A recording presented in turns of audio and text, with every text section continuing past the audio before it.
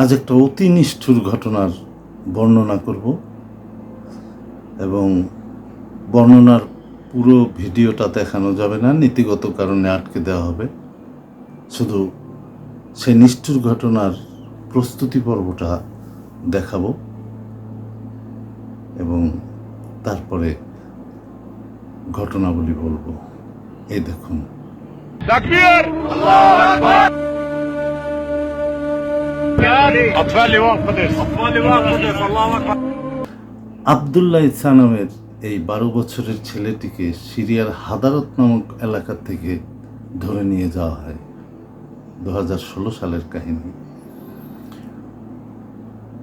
ধরে নিয়ে যায় আলেপ্পো অঞ্চলে মাসাদ নামের একটা জেলায়। এই মাসাদেই ইসা তার পরিবারের সঙ্গে থাকতো, কিন্তু হাদারাত অঞ্চলে গিয়েছিল একটি চিকিৎসার জন্য। সেখানেই সে এদের হাতে আটক করা হয় এবং তাকে তার বাড়ির অঞ্চলে নিয়ে আসা হয়। নিয়ে এসে তাকে জব করা হয়, ঠিক যেভাবে ছাগল গরু মানুষ জব করে সেইভাবে জব করা হয়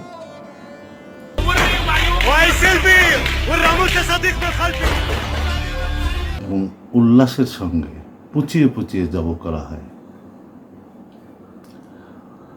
ছেলেটির একমাত্র দোষ ছিল ছেলেটি প্যালেস্টাইনি।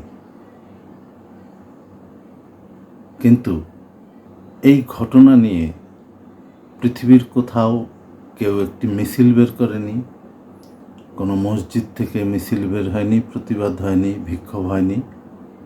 তার কারণ এই কাজটি করেছিল সিরিয়ার আলেপ্পো অঞ্চলের নূর আল দিন আল জেঙ্কি নামের একটি সংগঠন।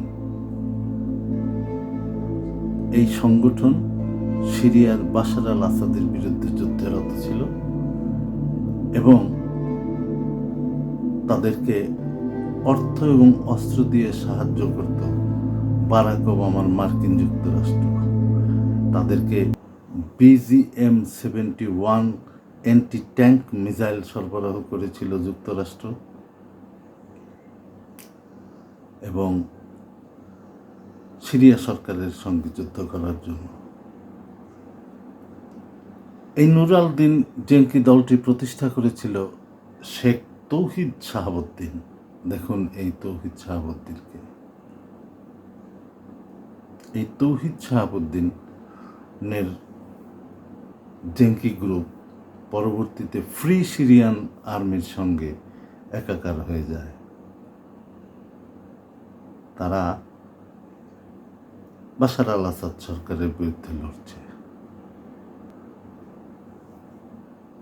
আরব স্প্রিং শুরু হয়েছিল তিউনিসিয়ার থেকে এবং একে একে অনেকগুলো দেশের স্বৈরাচারী সরকারি বলি, দীর্ঘদিনের সরকারি বলি, তা সরে যেতে বাধ্য হয়েছিল আন্দোলনের মুখে।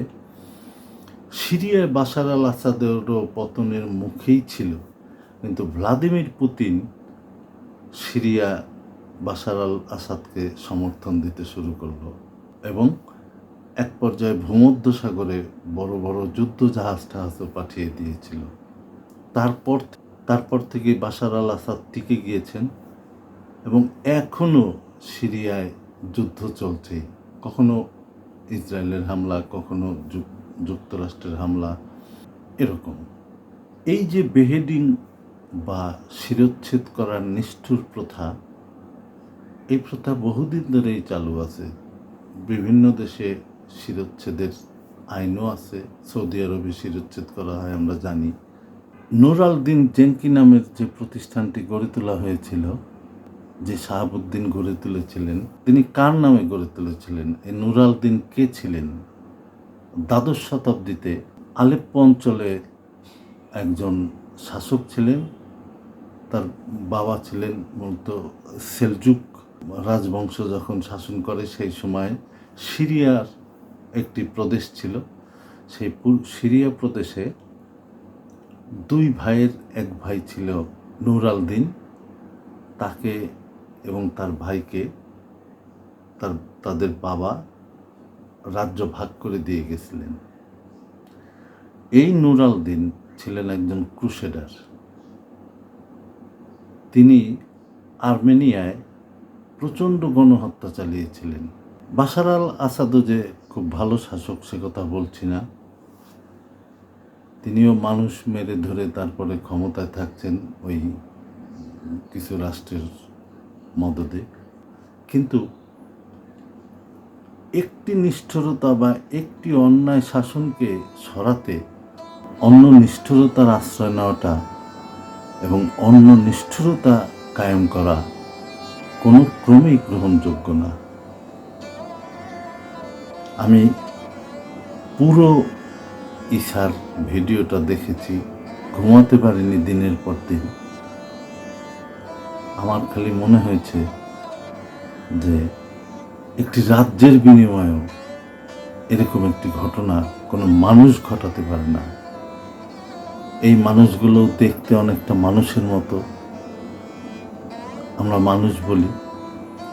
দেখেন কি সুন্দর নুরানি চেহারা এদের, অথচ কি পাশবিক কাণ্ড এরা করে। এদেরকে মানুষ বলা যায়?